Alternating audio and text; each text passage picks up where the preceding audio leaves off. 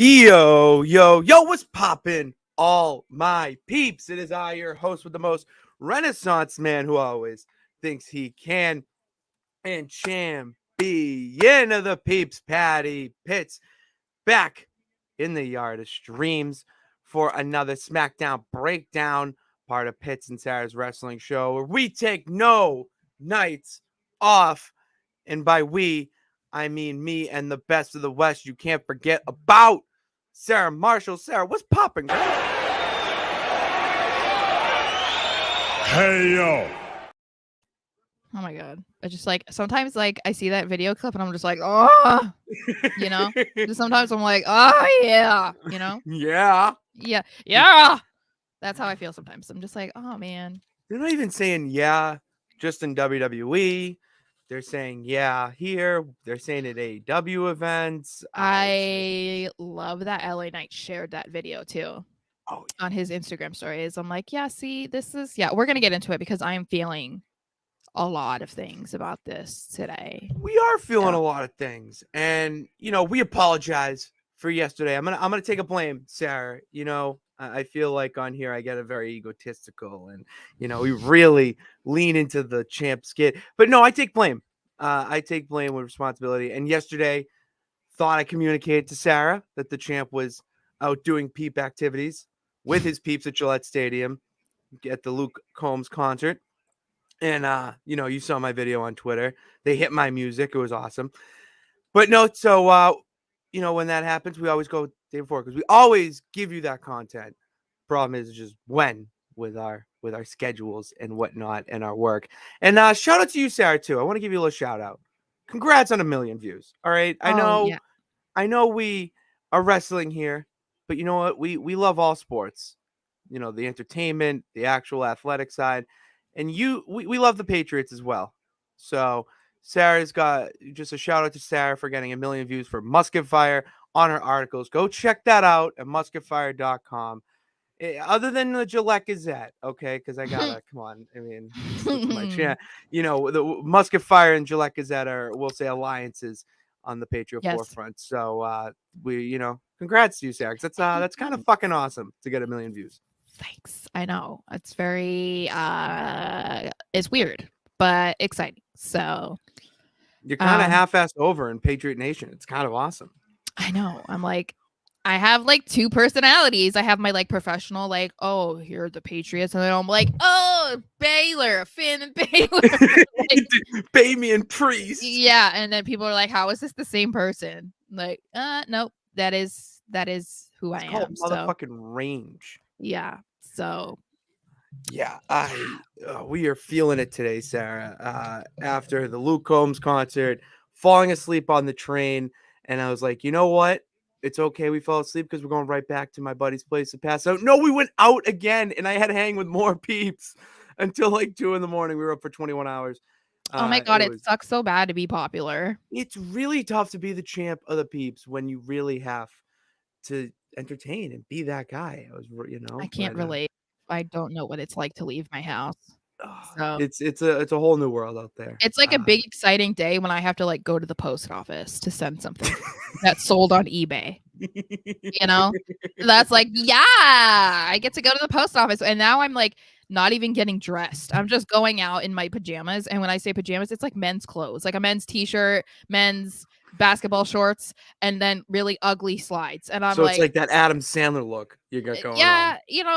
I've given up. I mean, don't do it.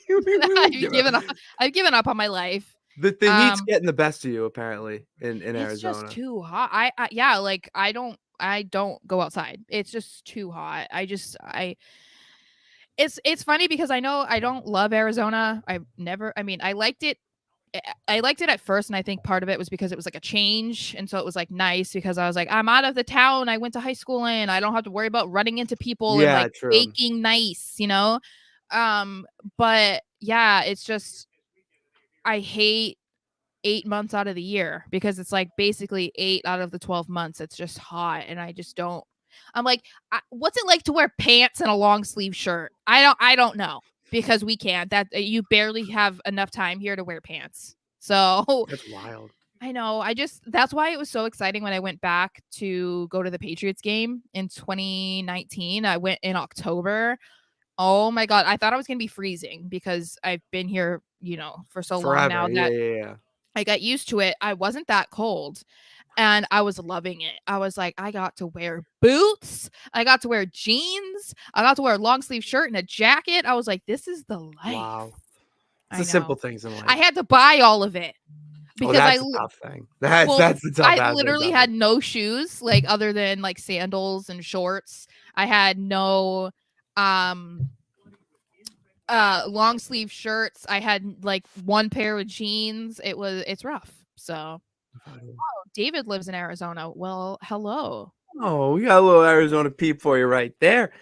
Uh, Nathaniel lives in Seattle. I used to live in Seattle. Daniel, I moved there, away 10 years ago. So, interesting. look at us just learning All more these about in our peeps, learning about ourselves.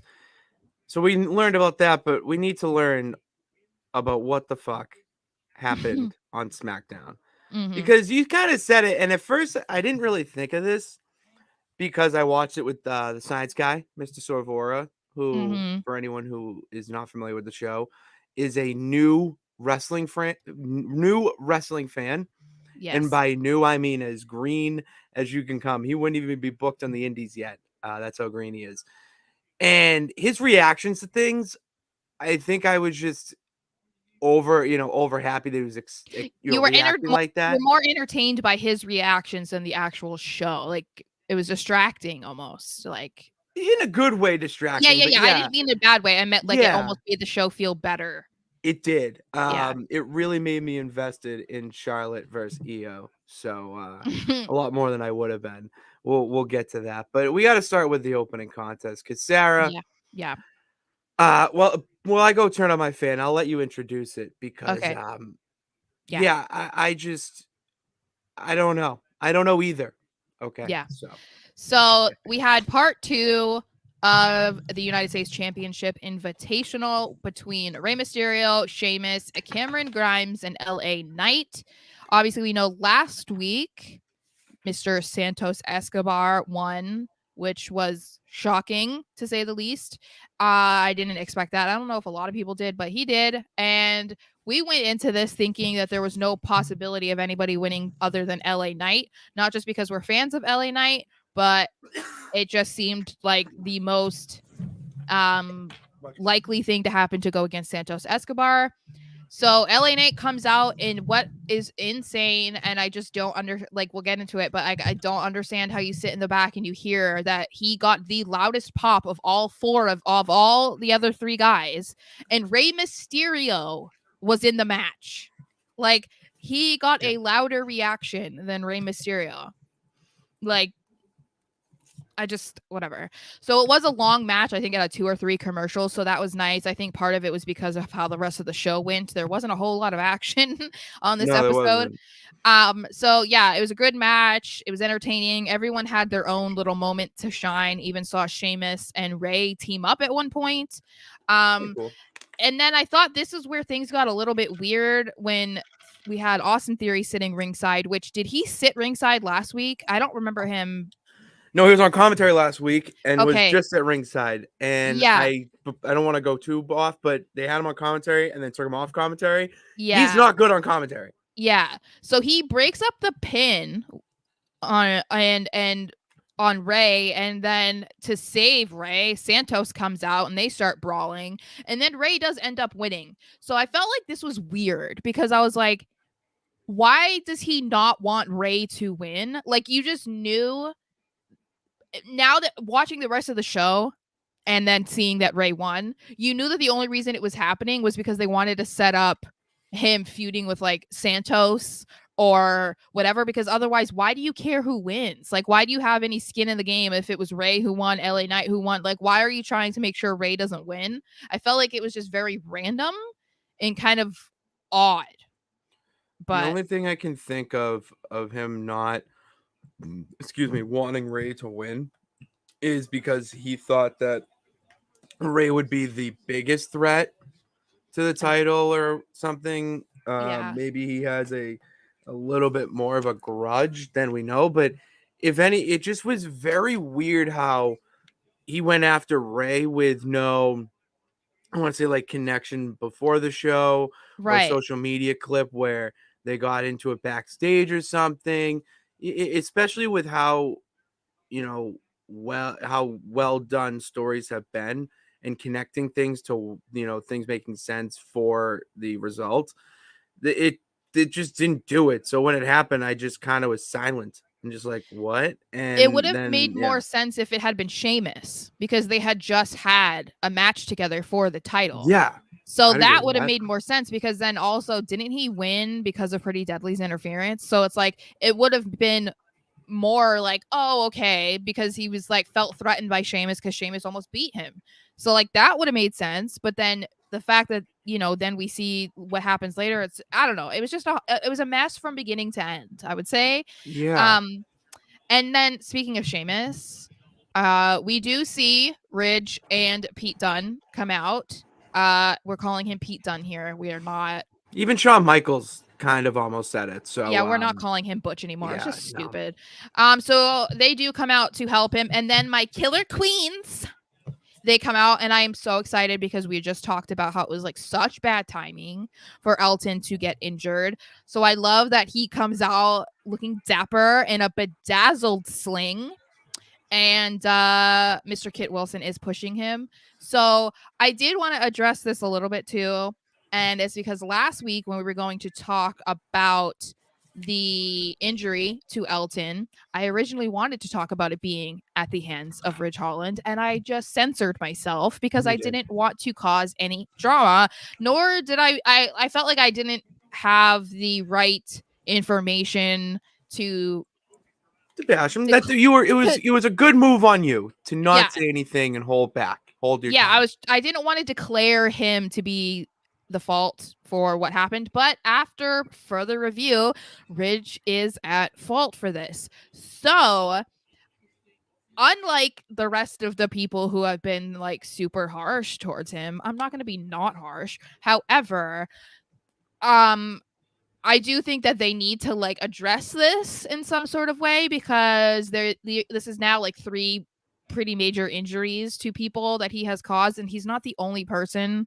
to cause an injury to somebody accidentally, whatever. Mm-hmm. But because there was like a year where Seth was like injuring people. Oh yeah, Sting. Yeah. Yeah, Finn. It was just all And like big ones. So I'm not saying like, you know, he's an outlier or something, but the problem is that it's not like the same move. It's not like, oh, he can't, you know, with Seth, he can't do the curb stomp anymore. We're gonna ban it for a few years, right? No, this is like anytime that Ridge decides to like lift a dude over who's very clearly smaller than him or too big, in Big E's case, where he can't lift him safely. And in the case of Gargano and Elton, these are dudes that are much smaller than him, and he just throws them like they're rag dolls, and he's just like not paying attention to that fact that you can't just like throw them around the same way you would throw around Big E, because they're different. They're different body totally types, different. different sizes. Yeah, so I don't think that people should be bullying him off Twitter. I don't think that people should be sending him death threats. I don't know how much I believe all of that, because we're literally talking about Elton Prince. Like, this isn't like fucking Rey Mysterio, Yeah, and John of all Cena. if you're saying to let's not send him anything and it was your man, like come on. Like let's be real here, people. No, I wouldn't be sending him death No, no, threats. no, no, no, no, no, no, no. You missed my point. I'm Oh, saying you are like Miss Pretty Deadly. And you're right. like, Yeah. hey guys, Well, yeah. let's just It's have him have a talk backstage with yeah. people and Yeah. whatnot. Yeah, But I also don't yeah. think that they have like so many hardcore fans that there's like, you know, thousands of them sending Ridge death threats and like all these. I just don't believe it. I think that he was like, it was probably exaggerating a little bit, but One I gets do. pluralized. One, Right. if he got one, it would be pluralized. Right. And so do I think that he should have had to delete his Twitter? Absolutely not. But I do think that there needs to have some sort of conversation, because then you can't have Sheamus coming out and being like, he's the safest worker. And it's like, no, he's not. Like, he clearly should not be picking up these dudes, because he, one, almost killed Big E on live television. 2, Johnny Gargano could have broken his neck in that moment, and that was how many years ago? And 3, Elton, it was because you weren't That's too. performing safely. You threw him like a rag doll, and You were part of brawling. You wrestling, were a brawling brute. yeah, but part of Literally. wrestling that you sign up for, obviously, is that when you go into the ring and you are allowing your opponent or your partner or whatever to use your body and to perform with you, part of it is that you're relying on them to keep you safe. And like I said, accidents happen, but there are things that you are in control of, and you don't need to be just like flailing people around and like whatever. So yeah, I just think that there probably does need to have a little bit of a conversation, because I don't want to see other people get hurt at the hands of something like this, because it's avoidable. That's the whole point, is all I'm saying. Don't attack Very him, avoidable. No. but address it. Because if it were other people, you would be. If it was a big name star, we would be addressing it. You know what I mean? Like, you wouldn't be letting Seth Rollins just do whatever without people saying anything. So anyway, see, like Richard agrees with me, and that's the thing. It was 3 different moves, right? It was 3 different things. The problem is that it all involves him picking them up and putting them back down. So Yeah. whether it was throwing them belly to belly, like a tombstone type of thing, that's the problem, is that like you need to adjust to who you're wrestling. Like, you know, Johnny Gargano is like half his size. You shouldn't be throwing him. I don't know. It's whatever. We can go on and on about this. I'm just Yes. letting you kind of air out your So grievances here. let's move to the whole point of Okay, good. yeah. Yes. So Yes. I think the least likely person that we would have predicted to come out of this second championship invitational as the winner was Rey Mysterio, because of Santos Escobar winning the match. So I'm very confused, because I don't know why they would have LWO members go at it, but the only thing that I can think of was because there was a rumor floating around on Twitter saying that WWE was wanting to push a Hispanic, like Latino star as a champion. Mind you, this was starting before SmackDown, so it almost was like someone was leaking that it was obviously going to be Rey. And some think that maybe Rey is going to lose to Santos to be like passing the torch to him so that he can go against Theory. And then also they're saying that this match isn't even going to be on SmackDown or on SummerSlam, that it's going to be happening on SmackDown. I just have so many questions. I want to understand why Rey, and I want to understand why we had 2 weeks of build-up, now a 3rd week, to then for it to just not happen at SummerSlam. Like, what? So the report about SummerSlam was that Triple H wants it to be 8 matches. That's it. Just an 8-match card. Okay. Where Vince tried to push him to do a little bit more. Yeah. My thought process with that then is that match would obviously be over the 8 that they have planned. I would say 8 good, solid matches. And you can do this on a SmackDown before SummerSlam because it'd be in Detroit. I mean, I'm assuming that's what they're going to do for the SummerSlam weekend. So I would assume so. So you have that match be like the main event of SmackDown or something along the lines of, you know, a big match card for, you know, a SmackDown. And since it's not LA Knight and it's going to be Santos Escobar versus Austin Theory, that's basically a pre-show match. I know. So isn't that sad to say, though? I feel so bad saying it, because it's not like Santos isn't talented and not that Theory isn't, but it's just that's why, again, though, I question why. Why right now? Like, why does Santos need to I don't know. I just, because there's potential there. The LWO just isn't there yet. They haven't had the, I would say, respectable time to be pushed correctly. They're getting over pretty organically. And by just putting the belt on him will elevate him into a bigger, you know, picture in a way. Something I've listened to on the Matt Hardy pod is how they talk about how the belt makes the man sometimes, where it should be the man makes the belt. So you kind of have to have the belt make you so that you can make Gunther is making the Intercontinental title, prestigious. Yeah. The U.S. title needs to elevate Santos Escobar to get to that point where he can be like, oh, he's in a fatal 4-way for the WWE title, or one number one contender. All right, well maybe he could win it.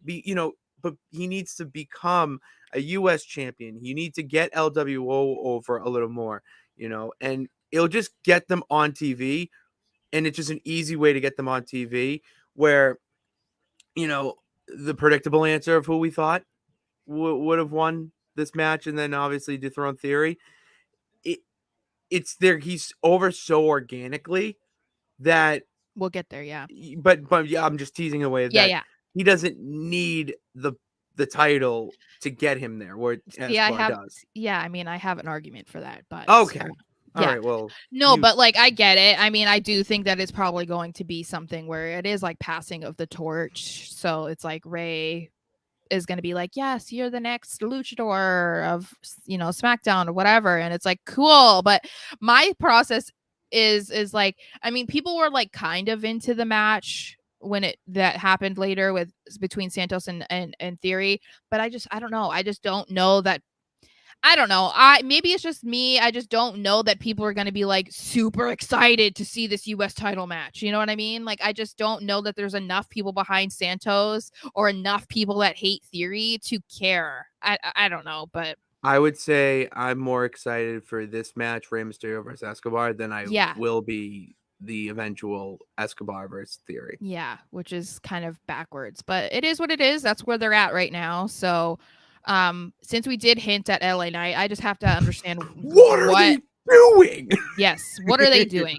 But I kind of talked about this last week when we were saying that I felt like they were messing with us. And I said that if he loses this match, I feel like they are 1000% messing with the fans. And that's how I feel 1000% at this point, because people were like, well, he didn't need it. And, you were saying he doesn't need it because he doesn't need it to get over. And it's like, yeah, but also in a way, championships are meant to reward people who are doing a good job and who could be a good champion and who could be a face of the company. Right. And I feel like, okay, so we're just going to continuously ignore the fact that LA Knight is the hottest thing right now on SmackDown. Like if we're just going to limit it to SmackDown, there's a reason, first of all, that you had him come out last of the 4 participants. There's a reason that he got the loudest reaction. There's a reason why he cuts a promo as he's walking to the ring. There's a reason when he was the only one in the ring that the entire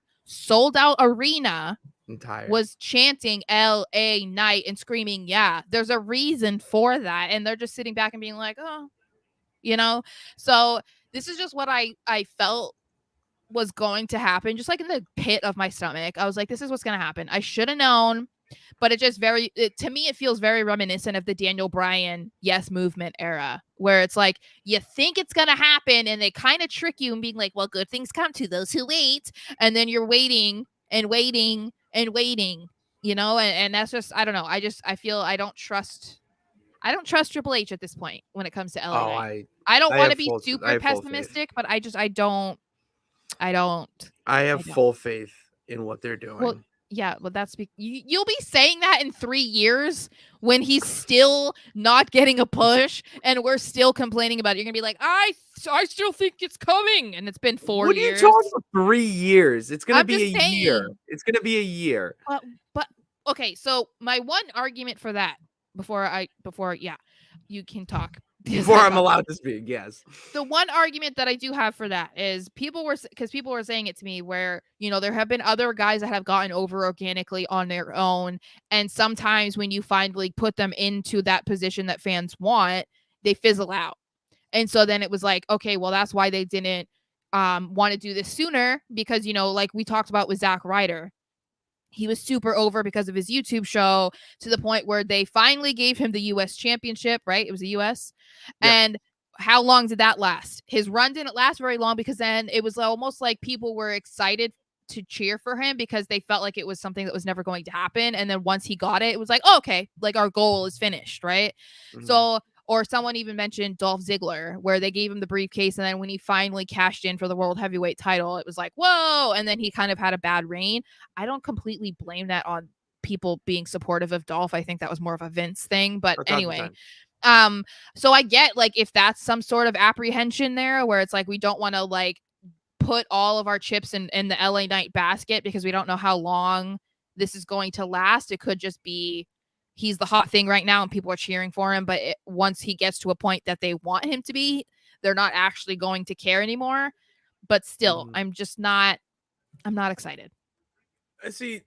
My logic is that right now you need to work on getting guys who you believe in over, so that when it comes down to, Survivor Series, War Games season, then Royal Rumble season, which leads into WrestleMania season, and this is, I would say, your first Mania where you're on your own.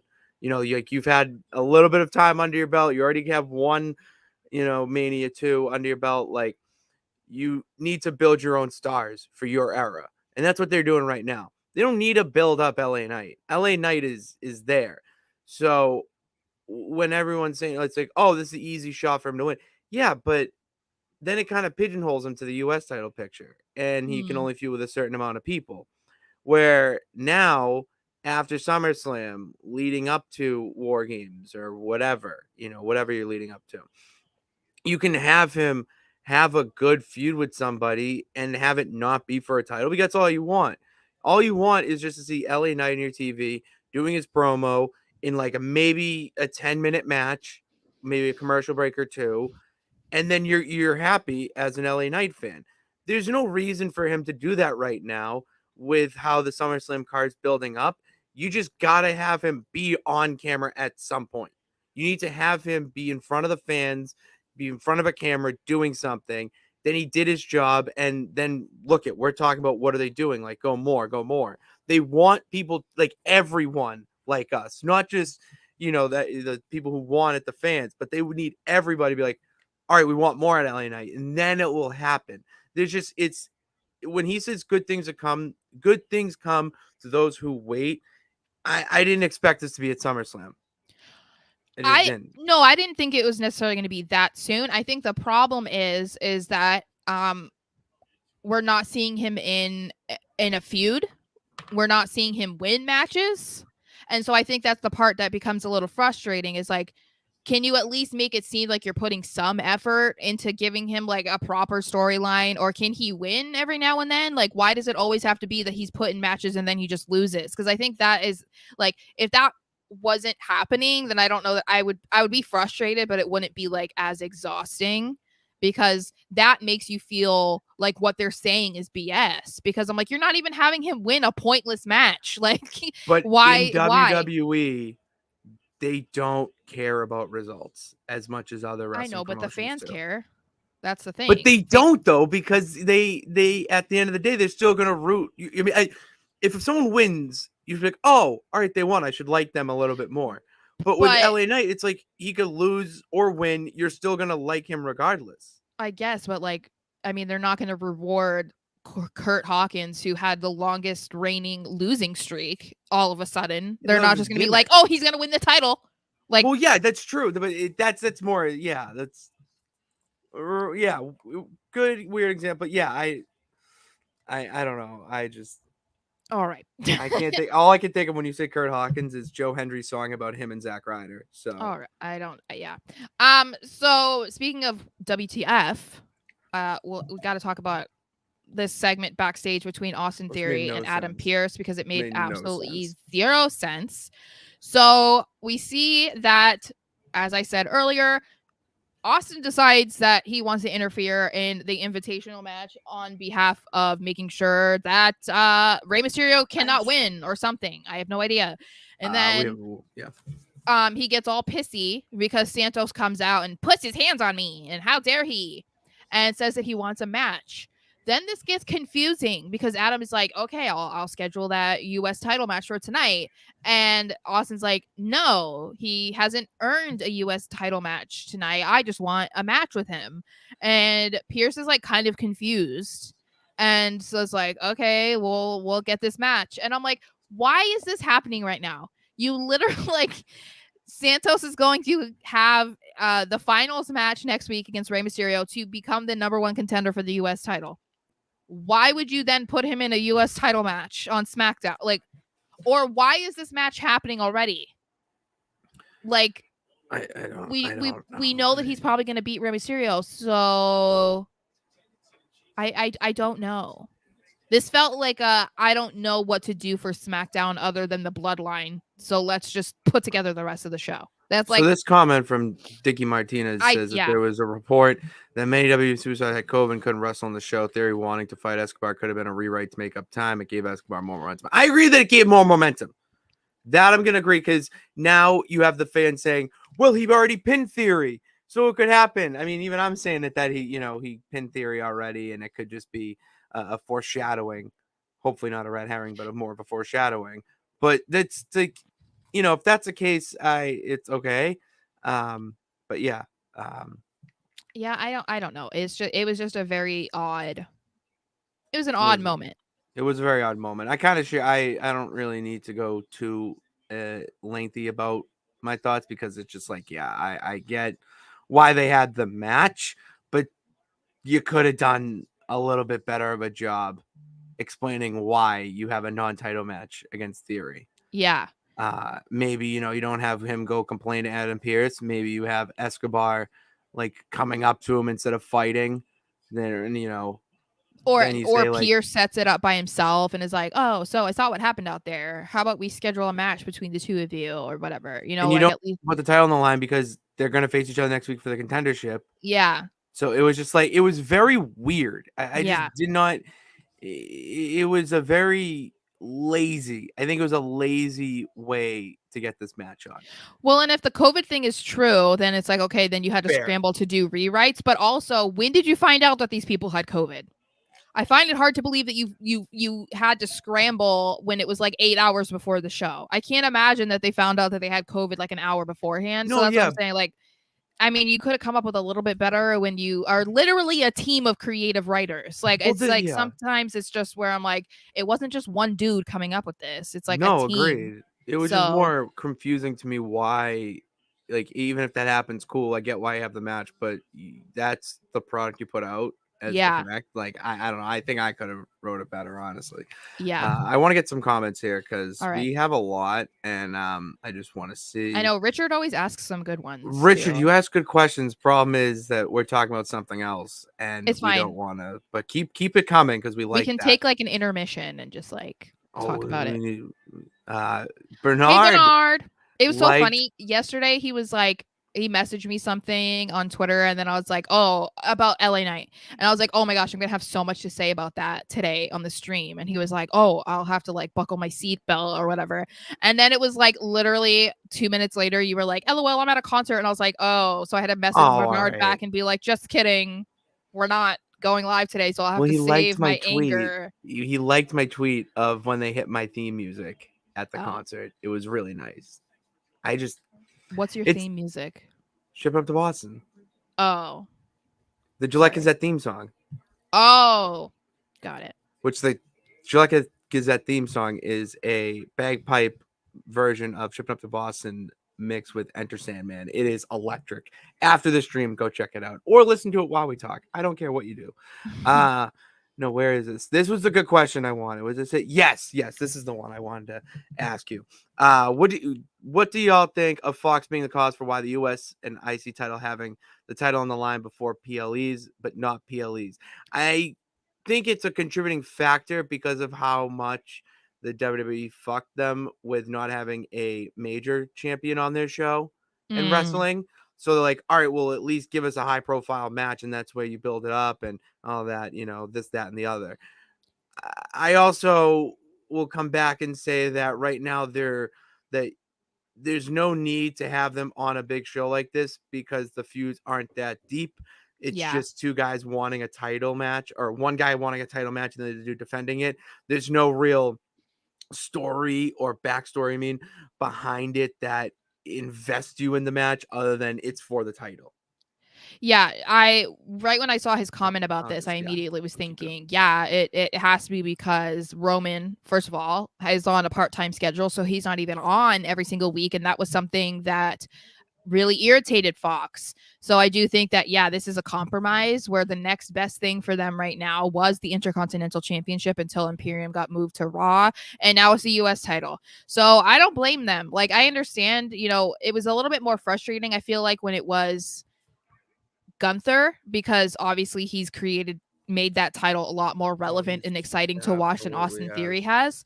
But yeah, I think that's kind of the trade-off that WWE has to deal with, because they're so committed to Roman and him having a part-time schedule. Like, they have to do this. It's like, you have to be respectful to the people that are allowing you to use their station for your product. So Yeah, no, agreed. That's very well said. And Fox WWE, yeah, you kind of just said that. That's the comment I saw. Yeah. Yeah. I'm trying to just hit everyone here.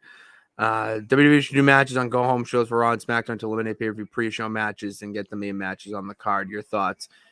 For title matches, yes, I agree with this. However, you do need to have pre-show matches, and they do anyways. They're just called dark matches. And you need to have those anyways. But I would agree with this that they need to reserve the title matches for shows like this. Yeah, I think that I don't know. Usually, when you see a dark match, it's usually something that doesn't really have any storyline behind it. It's just like, oh, these guys don't get on TV, or like guys aren't on the show, but people want to see them, so we're gonna put them there. So I think, yeah, I wouldn't be opposed to having shows like those matches on Raw or SmackDown instead of being a pre-show match, because sometimes they are matches that people want to see. It's just not a big enough match that is worthy enough to be put on the card for the pay-per-view or the PLE. I'm gonna forever call it pay-per-view. I'm calling it pay-per-view. I'm calling it pay-per-view until the day I croak. It's I don't care if I'm technically paying for it on a streaming service. I just pay one flat fee and then it's free for me. Yeah. Zack Ryder was 10 plus years ago. I think him and LA Knight are back comparison. I don't think it's a true comparison. I just think that there's a lot of similarities so far. Oh, I wasn't comparing them. I was just saying, like, it might be, it was kind of what people were saying to me on Twitter about the apprehension to push a guy who organically gets over because of what happened with Zack Ryder. So I'm not saying that they're the same or that like the dedication or the fandom to them is the same. I'm just like, it's more about Zack Ryder got himself over with his Long Island Ice Disease show, which I watched ridiculously. Oh, yeah, I saw it.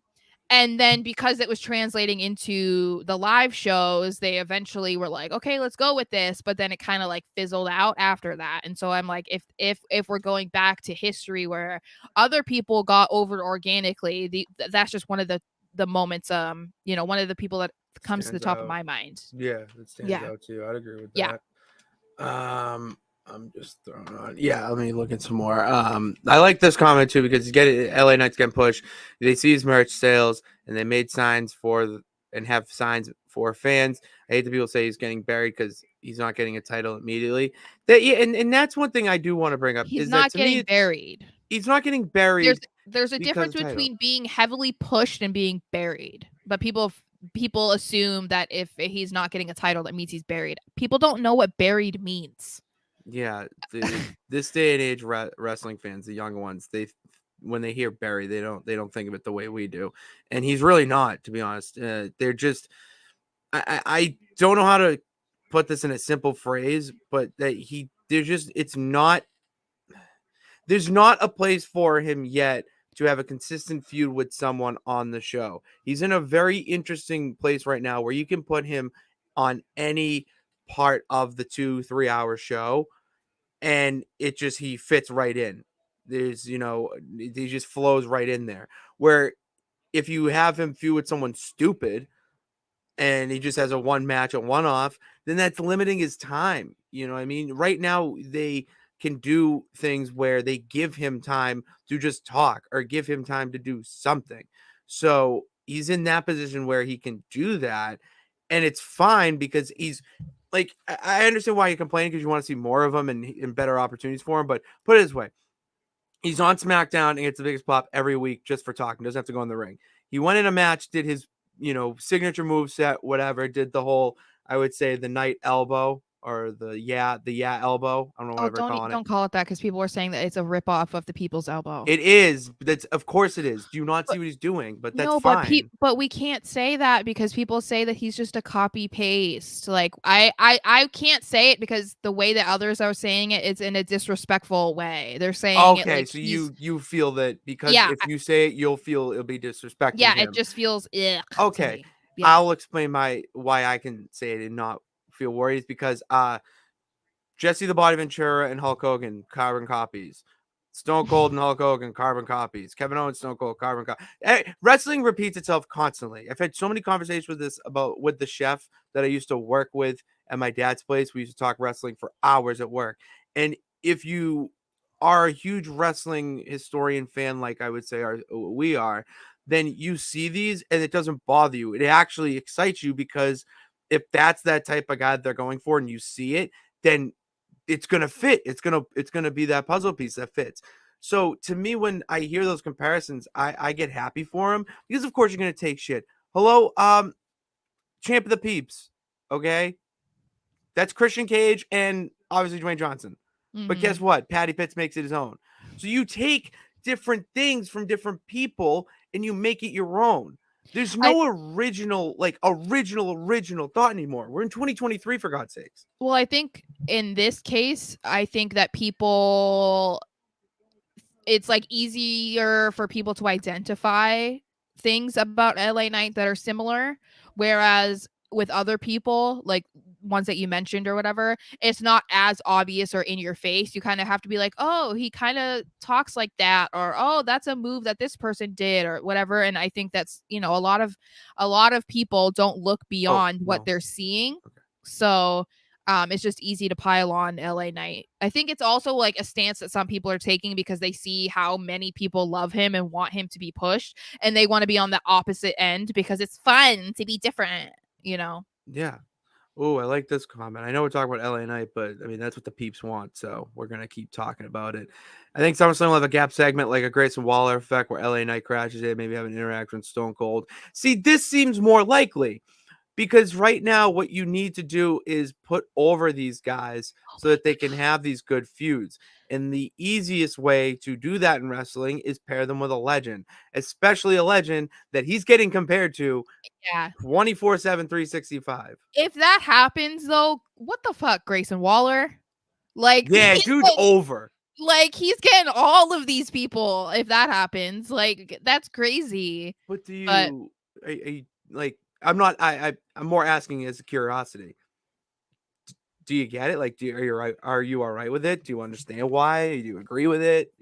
understand what? If like Grayson Waller is literally being put with every single legend and Yeah. getting like, Yes. so No. yes, No, I love it. I just hmm meant like it's kind of funny because it's like we were hilarious. sitting here complaining, or at least me, about how he hadn't been in the ring yet, and he just keeps doing the Grayson Waller effect, and then it just like gets it's like every week it was like a upping the ante of who his guest was, and then he got a match, and now we're talking about how he might be in the ring to host a show and Stone Cold's a part of it. Like it's just kind of crazy to see. Like a month ago we were talking about what are they doing with him, and now it's like, oh, he could be like hosting this at SummerSlam, and it's just crazy. Like I'm excited for him I'm though. sorry. This is one of my favorite comments of the day so far. Grayson Waller is basically a plot device. That is so true right That is now. so That true. is Yeah, the best way to describe him but that's as a kind of troll like for WWE. well, it's kind of like Device. how any of the hosts are, because like the Miz too, Miz TV. It's like again, it's just like what ends up happening. It's always like or the highlight reel for the most part. It's like there's always just something. But yeah, Oh Grayson yeah, I love specifically the is just highlight the reel. pot stirrer. Yeah, he causes the drama and then it's like I didn't do nothing. Like he's like just putting it all out there and then just stands back. Like I didn't do anything. I haven't seen this many women fight over me in so long. When he I know. said I was like, that, I oh, was. shut up, shut up. But I'm anyway, kind of gonna jump a little bit because I kind of want to give the people what they want here, and I want to talk. We're talking about LA Knight. That's a very popular topic right now. But here's another popular topic that is kind of being talked about. It's Bray Wyatt. oh, okay. I was like, what is going on? No. We're riding the wave. Oh, okay, because I'm like, I haven't done a bunch of this stuff yet. But anyway, go ahead. No. Bray Wyatt is being rumored to be returning at SummerSlam. Okay. And it's been a while since we've seen Bray Wyatt. I think it's been since the Pitch Black match. Yep. Uh 6 months. and 6 months. Hmm. And I just, if there's a time to do it, and it's got to be now. It's got to be at SummerSlam. But wait, SummerSlam needs to be the place. I have a quick thought. SummerSlam needs to be the place where massive returns happen. That's Triple H's signature move now, because he did yeah. it with Io, Bailey, and Dakota at last year's. They need to make SummerSlam that PLE where everybody comes back and returns. I Hmm. think it's a brilliant pay-per-view to have the, most returns. Like, have three to five people return. I don't care. But it It would sets you be up for the next two or it would three. be a good makeup for the Raw after Mania too. Oh, especially this year. Absolutely. Um, but you're missing the part where it's rumored that he might be Cody's next opponent, which we were just talking Kinda said about that. We did. last week. So, I literally just posted those videos like Just over go check them out. over the weekend. Yeah, we were Guys, just go talking about subscribe. what if Bray was Cody's next opponent. And if that's the case, I'm intrigued. Um, but I feel like there's a lot of things that I would be intrigued about. One, I want to know what version of Bray Wyatt is coming back, because we know that it's not going to be what we saw 6 months ago. The version that we saw when he first just came back to WWE. From what I understand, we're not seeing that anymore, or it's not going to be that deep. Like, it's not going to be that complex. Um, Two, how is he going to get involved with Cody's match to become his next opponent? Like, I mean, I would be interested to see how they like kind of put him in there, because obviously we're going to see Cody Brock 3, so Bray doesn't really fit into that. But yeah, so I'd be interested in that. And if it's not Cody, then I just kind of wonder who would it be then, because they were making it seem like it was like a top level guy, like, and I'm like, I don't really So you have to know. think, who is So, someone but that right would also now? mean that he was put on Raw because he was not drafted. So He could be a free agent. I mean, he he's could kind of a be, free spirit in yeah. his own So that sense. that I don't makes it a think you little can. bit interesting. You can't tie Bray down to one show. Well, I guess, The but eater of worlds. You can't tie him to one thing.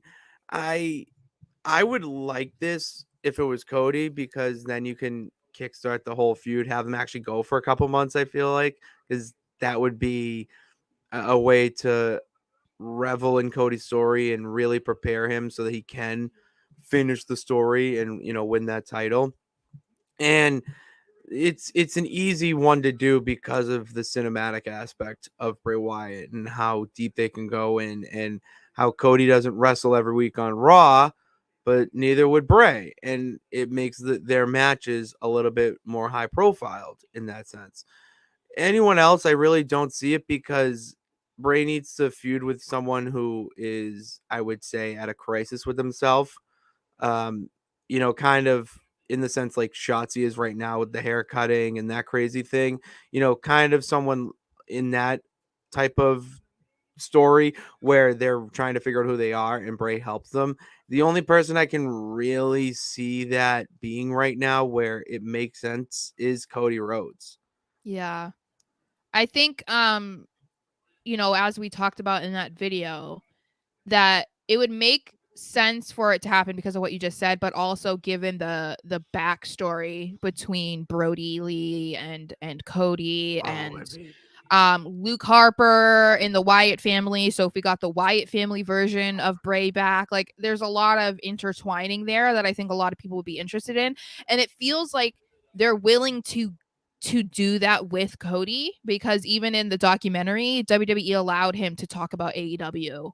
as it should. Um Yeah, so it's a s- very well, I just mean, like, they're allowing him to kind of like teeter that line that WWE does usually not let them cross.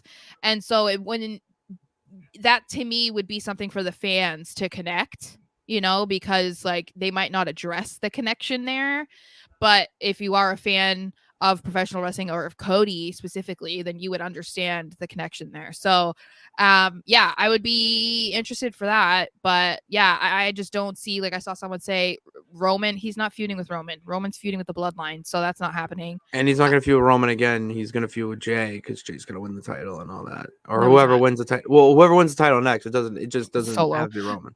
But Okay. yeah, I don't know. I don't see anything else. Because it doesn't have to be for a title, you know? No, he doesn't need a title right now. Yeah. Referring back to my point in the past. So yeah, you can take over the reins here because that's all I had to bring up. And okay. Back to SmackDown. Yeah. I was gonna say, what was the point of the build up between Asuka, Bianca, and Charlotte? Because they announced that it was going to be a triple threat match at SummerSlam hours before SmackDown. So now that we have a little bit of context about why Bianca may not have been there because of the rumor of some of the talent being sick, maybe this was their way of just like rushing to do it. But I still feel like they probably could have done something with Bianca, even if it was pre-taped and we weren't supposed to think it was pre-taped. You know what I mean? Like, I don't know. I feel like that we got all of this build up every week and getting interfering in matches and making sure this person didn't win the title. And then it was like, oh, what are they going to do? And then it's just like, LOL, there's going to be a triple threat. And it just felt like, okay. Like, cool. I mean, at least we predicted that like over a month ago. Yeah. But I still it just felt kind of like anticlimactic, but like, I don't know. It just wasn't exciting as much as I feel like this match should be, you know? I think this was a good week for them to have COVID hit there or whatever, because it's just whatever. I'm just happy the fact that Asuka and Charlotte got a little bit of, they got into it a little bit there. Yeah. Because that adds another element to the feud. And I like how they, Asuka still is on top after Charlotte beat Io. Yeah. So, and it just, to me right now, this feud, it's all right to be announced an hour before the SmackDown. And then thank God that we have this report, or else I'd be like, what the hell, kind of on your side of the thing. But it's just a weird, like, you just know this match is going to slap, it's going to be a competitive bout. So I would rather see other stories get pushed up a little bit and, save a week, because they've been dominating for a couple weeks now, with this storyline of back and forth, them three, Io and Bayley even getting in the mix, and now they're fizzing them out with Shotzi doing some Bray Wyatt type vignette shit. So to have them kind of have just a little bit of we're going to have her off, Asuka's in attack Charlotte, that's it. That's how you get there. Fine. I'm all right with it, because then we get to see LA Knight, and we get to see, the Bloodline get a little bit more time for their shit. They actually only had like 10 minutes this week. I know, that was really weird. Roman didn't want to work. That's a lot of time for Roman. Yeah. Come on. So we did see lots of NXT talent backstage. I try to keep a list of as many as I can remember, but we saw Wes Lee, which made sense, obviously, because and Dragon Lee, his brother. Yes.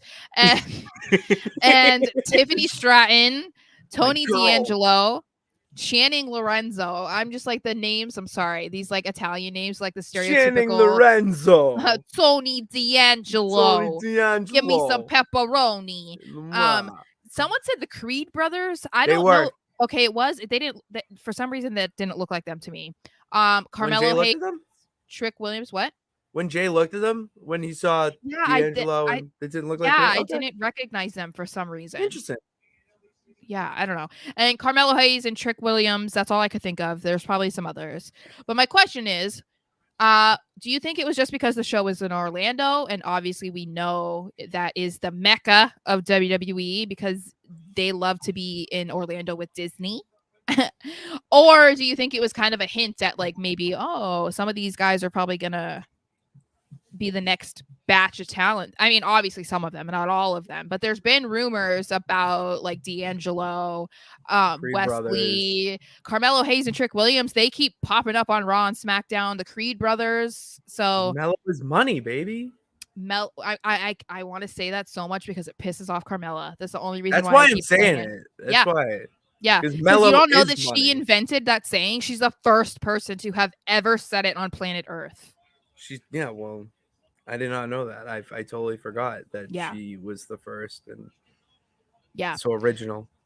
So I think it might be a combination of the things. I think it might be the Um, location, but I do think that there was some indications of who they think because Oh, they 1,000%. they specifically chose those guys from Yes. NXT to be shown. They could have shown the entire roster, but they didn't. So No, and then the people that they did show are the main players of yeah, NXT, and I feel like that's a little thought on the spot. I feel like that is the real reason why. Obviously, it's this is the next generation, and they're gonna be the next that could be called up or whatnot. But aren't the top stars in NXT supposed to be the ones that are getting called up in the few anyways? yeah, So it was a little bit of all right. These are mainstays on NXT. You're gonna have the SmackDown viewer who doesn't watch NXT, but it's like, who the hell is that guy or gal? And then they're gonna tune in or on gal. or gal on Tuesday to NXT. I thought it was brilliant, and I love Tiffany Stratton. I love Tiffany Don't get Stratton. excited. Sorry, she makes me excited. Do you know who she's dating? You did tell me this, but I'll let you announce it. Ludwig Kaiser. I'm not here for it, so but we're not gonna get into it. Imperium. We're not gonna get into it. They should put her in Imperium. They No. should have like a Barbie. She's no. Okay, moving on. So we talked about who was there already, but then we also talked about Bobby Lashley, Franklin Lashley. Franklin Lashley. When you told me that, I lost it. I was like, it was hilarious. Yeah, I don't remember why I was looking him up, and then I was like, wait, and then so Frankie Lashley met with the Street Profits last week on SmackDown. This week he met with Carmelo Hayes and Trick Williams. So again, it could be a coincidence because they are NXT talent and they were being showcased on SmackDown because they were in Orlando, but it also is interesting to me because they made sure to show Lashley meeting with these two, just like they made sure to show us that Lashley met with the Street Profits last week. So I'm curious if this could potentially be a little stable faction thingamajiggy. I'm so here for that. If that's what it is, if it's the Street Profits, Lashley, Carmelo, and Trick, yeah, please and thank you. Yeah, that'd be cool. I'd love that. I kind of want to see a faction of Trick, Mello, Street Profits, Dude. Bianca. That would slap. It would be so hard. Good. So oh good. my god. Yeah, and that's the type. Those are players that could be heel or babyface. Like they would be great together, and no matter what they were doing. I would love it. I agree. I totally want to see that. I want to see them, just because if you do this, there's a lot of creative ways you can spread this out through different shows. Obviously you have Street Profits and Lashley on SmackDown, but then you have Lashley go down and be a mentor to not only Mello but Trick as well, because Trick is, I would say, in the background, but he's pretty good in the ring. He can put on some good matches, and he's obviously a hell of a talker on the mic, so that's a way to elevate him. I'm just a big fan of this because there's so many opportunities that you can make this into a multi-show thing like you're already doing with Judgment Day. So the fact that you did it with Judgment Day already, it got over well, and now you're teasing that you want to try it with people who aren't already together in a faction and stay stable. I'm a big fan of this. I like this idea, and it would work a little bit better in the sense that all of them except for Bobby have been main people in NXT. So like if they were to revisit, it wouldn't be the Dana Brooke experiment where people are like, we don't care that this chick is here. You know what I mean? Like people would be excited to see Bianca back in NXT. They'd be excited to see the Street Profits back in NXT. So obviously Lashley is just a gigantic name that would be in NXT. So that would be exciting no matter what. But yeah, I think this could be cool. So I'm interested to see how they kind of figure this out, because as of right now, it's kind of like, what are they doing with Lashley? But this wasn't an accident You know, we were meant Yeah. to see this. We were meant to see the Street Profits and him meeting. So I'm like, Even if it was for like 30 seconds, because yeah, you could tell, right? He was like, "Yeah, I'm meaning to talk to you guys," yeah. and you're like, "Oh, what do you want to talk about?" And then it was like, "Suma no nakara amasena with the sino." It was the dumb. Like, yeah, Oh, it's Santos, but yeah. Bobby was talking. See, there you go. It's um, so then we got Dirty Dom versus Pete Dunne oh for no, that's the what came next. It was Dominic that came yeah out. Yeah. for the NXT North American Championship. Um, I don't have a whole lot to say about this other than thought it was great that they were having Dom defend the title on SmackDown just days after winning it, and I think that it's gonna help legitimize it a little bit more for him because people are still so pissed off at the fact that he won. But I did notice this match was sloppy for Dom, especially how that he won. Honey, Dom, you cannot be pinning guys with your legs under the rope. Okay, you like Pretty tough. it was just like the final moments. It was like, ooh, Dom, ooh, and of course Rhea does help him win, which of course, guys, like Because that's the whole mommy's always on top. yeah, that's the whole point. Um, I yeah. can't wait. So, what do you think they're going to do for Dom's reign? Do you see it lasting a long time?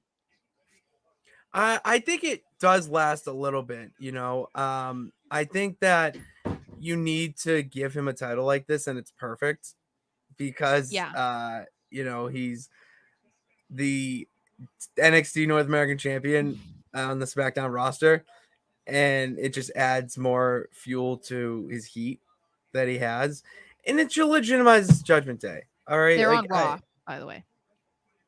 sorry, he was on SmackDown last night. I know. So, I and think that's the other. they were just That's chilling. why it's confusing me Yeah. is because I feel like What they happened to just the want draft? that's the draft was perfect. It's just I don't know. Yeah. I love the way they're using Dirty Dom right now. Like he's so good. Like he's so The good and Judgment Day is it's good. so good. And I know he was sloppy in the ring last night, but Dom is like he can hang. Like, finally give him some time to actually do stuff though. It isn't just him trying to talk before being booed.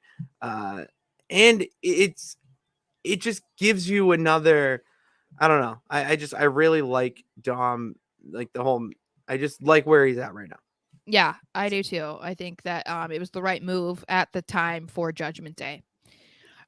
So before we get into more comments, we just have one more, just the bloodline stuff. So if you want to get to comments afterwards, we I think that's a can. good idea. So we have Roman Reigns and Jey Uso. They finally confirmed their SummerSlam match that we knew was going to happen like 8 months ago, but that's okay. So this was the rules of engagement conversation, which ended up being basically a contract signing, which I was like, man, you could have done so much more than this, but it's okay. So Reigns, well, they both come out to the ring, they're all standing there, whatever. Roman looking good, by the way. Just saying He's your Daddy. tribal chief. He is my tribal chief. So Reigns asked Jay, "Are you sure that you still want to go through with this? You want to mess with me, bruh?" That's basically what he was saying. And Jay's like, "Yeah." But then he also had this to say, which I thought was interesting. He says he has to do this, but also that Roman is making him do this. They're making him do this. So I was like, that stood out to me because up until this point, it kind of felt like Jay was doing all of this because he wanted to, but that he kind of put a little twist on it there, being like, no, I have to, and you're making me. So I was like, And okay. that's another element of being the tribal chief is doing things that you don't want to do for the betterment of your family. That's why Jay's doing this. He sees something wrong within the bloodline that needs to be fixed. Someone's acting out of line, even if it is the actual tribal chief himself.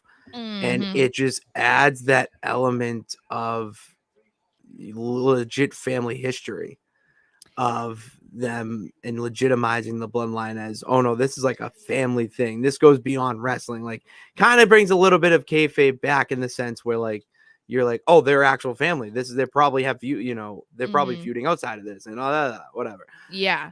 And that's why I love it. Is it really feels like this is their life and that it's giving him that that path to become the tribal chief, so that when Roman goes off and can actually take time and not hold the titles hostage, Jay's the one who keeps the bloodline going.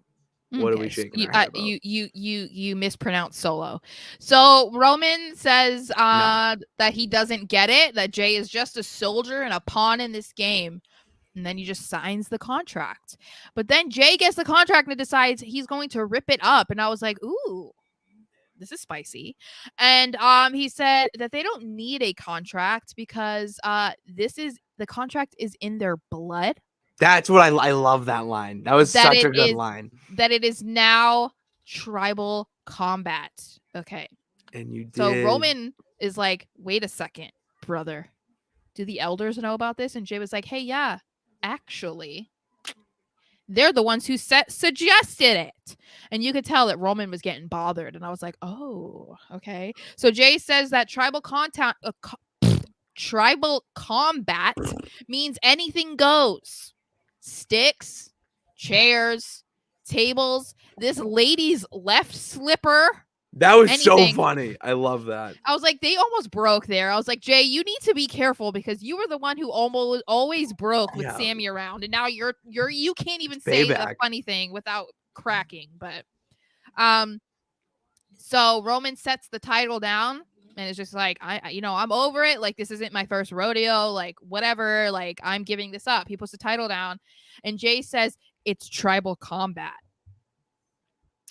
Roman then takes off the lei and puts it on top of the title, and I was like, oh my god, this was I got goosebumps a little bit here. Goosebumps a little bit. Then they go and they like shake hands and like touch foreheads, like making it official. That was so unbelievable. When they were touching foreheads, I was like, oh my god. Like, I was marking out a little bit. I was.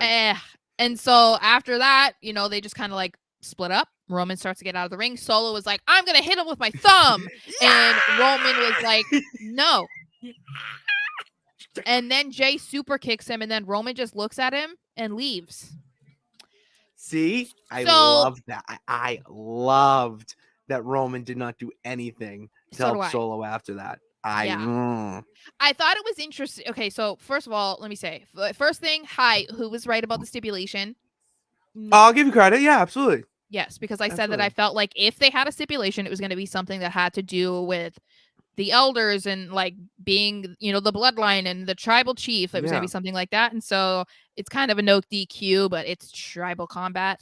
Second, I do like that Roman didn't do anything predictable, because I felt like it could have ended exactly how the shows ended the last couple weeks and them all fighting or whatever. So I like that this felt like he kind of understands how serious this moment is right now, and that his future as the tribal chief is getting a little bit hazy. And I feel like his actions are kind of reflecting that.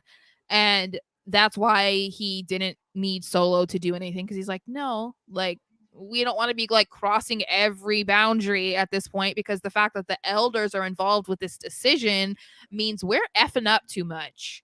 So yeah, I thought this was great, and I just it's incredible to me that the bloodline delivers every single week. Every single week. Unless you're Vince Russo, who thinks that the bloodline isn't that special and that we're just so numb to good storylines because we haven't seen any in a really long time that we think that this is good. I was like, you're on crack, brother. Like, that comment would have held up maybe a year after the Jay and Roman feud that they had in the pandemic Thunderdome era. Yeah. You can say that, but at this point, it's almost cinematic. Well, I mean, I'm not going to lie. I want my brother to watch the Bloodline story in full so he can get inspiration for his own movies. I swear, like, it's getting to the point where the Bloodline is, without a doubt, the best story in wrestling, hands down, across all promotions, because it has everything. It has the family element. It has the wrestling element. It has the, twists and turns of the highs and lows. The highs and lows of it. You have the comedic aspect by adding in the token Sami Zayn. There's the emotion. The emotion that it pulls out of you when they do simple things like putting a lei on a title, because that is symbolic to the family. Mhm. Dude, you're not going to find anything as deep, as detailed as the Bloodline story because it is better than anything that has been done in wrestling, probably in its history, Yeah. honestly. Well, and that's why I just thought it was funny. Like, I don't listen to anything that Russo says, but he happened to be interviewed by Chris Van Vliet, who I do enjoy. So I saw he posted a clip and I was like, okay, it's like a minute clip. Let me see what this goofball had to say. And the fact that he said that, and I mean, he kind of is aware that people are going to think that he's ridiculous. And I'm like, yeah, because current wrestlers and legends have all come out and spoken so highly of the So work that highly. the Usos, Solo, and Roman have done, that Paul has done, that the Bloodline story overall has done. And so, if these are guys that have been around the wrestling business for collectively way longer than Vince Russo, I think I'm going to tend to lean on the side of their opinion than I Russo, agree. who, as someone said in the comments, is just bitter. So, Oh yeah, I'll pull that yeah. Alonzo Yes. Russo is bitter. He is 1,000% Yeah. is bitter. I mean, you can't he had the highest of highs by the Attitude Era, but then kind of had an avalanche falling down when he destroyed WCW and then whatever he tried to do in TNA to kickstart that. I'm glad that they got rid of him there. Yeah. So yeah. So we Um, can get to comments now. Any of yeah, them let's that get you some comments that I wanna that we haven't. I'm not answering that one. Hey, Mike is here. Hi, Micah. One of your boys. The plot device. I'm putting it again. That was one of the funniest fucking comments, and so true. I'm not reading. Returning at SummerSlam, Randy Orton would be really cool.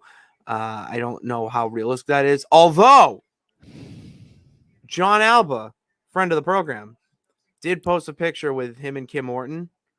I don't know if that's a tease to that. I don't know if it's a tease for their podcast, but I see it all. The champ sees it all, and I I just comment.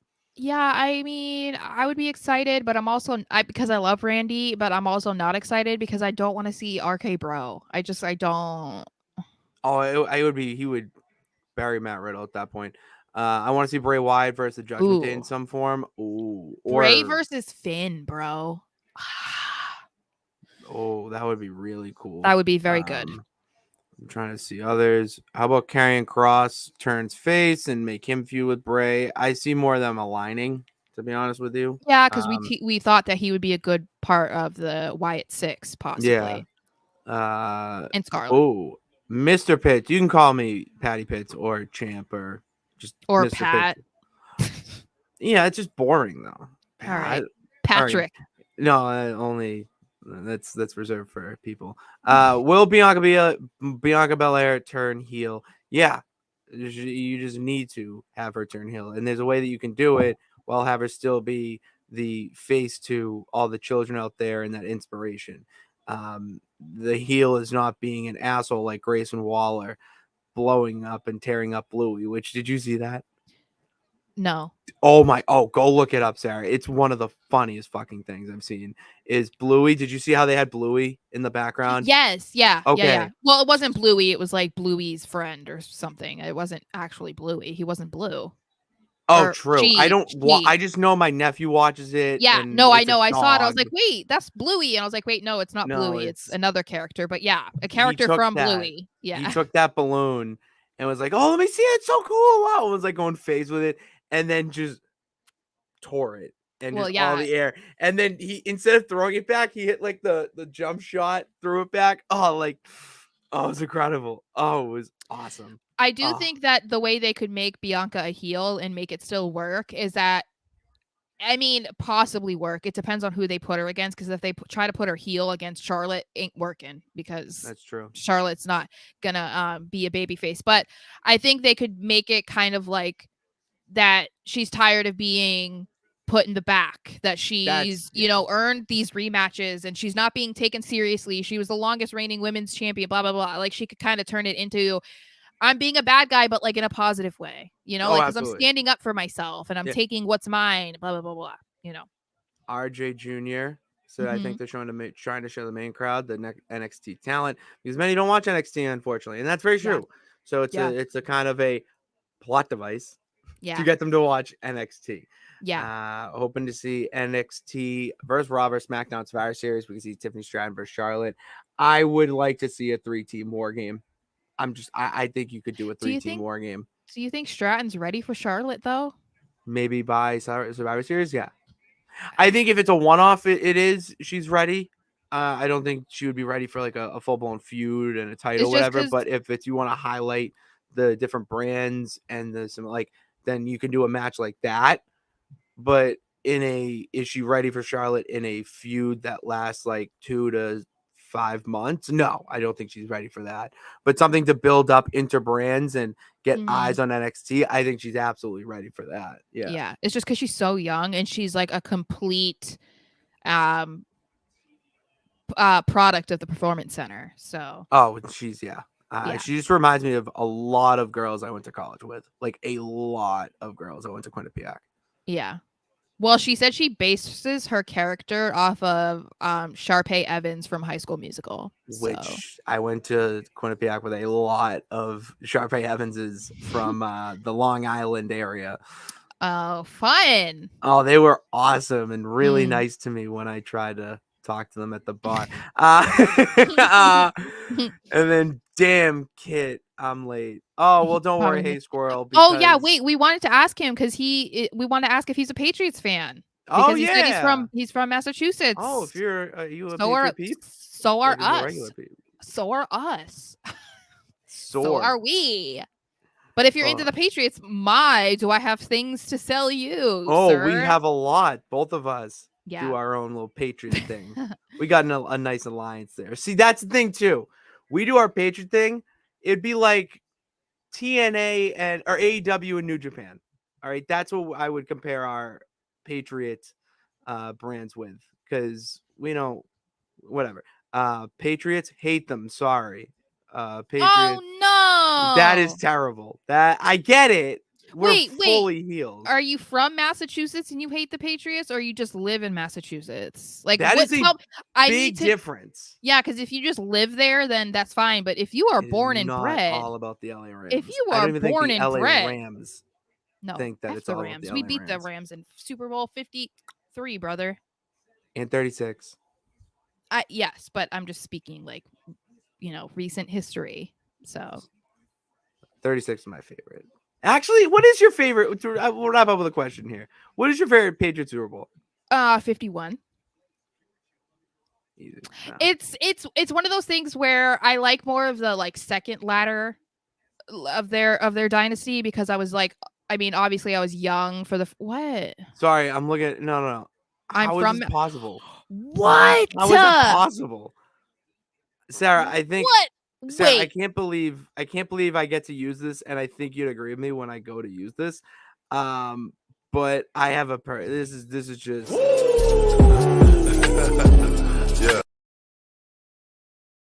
Oh my gosh. Wait. Okay. Nonsense. Okay. Who are you a fan of? And do you like Starbucks? But anyway, I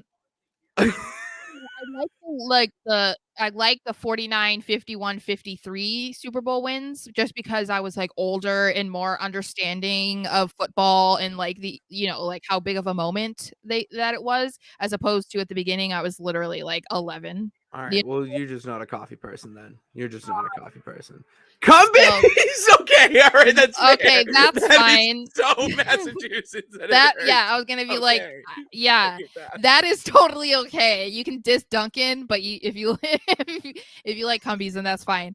That's on brand too. There's always two sides to a coin. So anyway, I would say 49 simply because it had been 10 years, but 51 is the one that hits me in the feels every time. So I love 38 because it was more of the game element, where there was absolute zero scoring in the first 2 quarters, essentially, to the last 2 minutes, and then all the floodgates opened, and the back and forth was a lot more intense and whatnot. But yeah, that's all we got. We've been going for a while now. I just realized. we thank you all people who have been tuning into this. This has been a great show, and bearing with us because the champ did not inform the best of the West. You can't forget about my plans last night. So it ended up working out well because I think this is like a record viewers we've had in I here, and know. this is really awesome because this is what I think I love most out of all the shows that excuse me, because you got the musket fire stuff and you do your own stuff. But this is awesome, and I really appreciate it, guys. And keep the love going by link in description of the video. All right, it's got all our social links, Yes. Twitter, Instagram, Threads, TikTok. We're all there. And then hit that subscribe button to Sarah's YouTube channel because we've been going for a long time and we've been talking about stuff that you may not want to listen to, but we do hit on everything. And that's why you got to go and check out the archives of the clips that we make of the show, the shorts that we make, because Sarah puts on a hell of a job putting those out while I just am here for the pretty face and be the champ and whatnot. So it's a nice little balance we got there, and we really like you guys to support that. So we can make this our whole job and we can talk about wrestling all day. So thank you guys for tuning into this edition of the show. God bless. Remember that you can do it. All you gotta do is try. We'll see you next episode.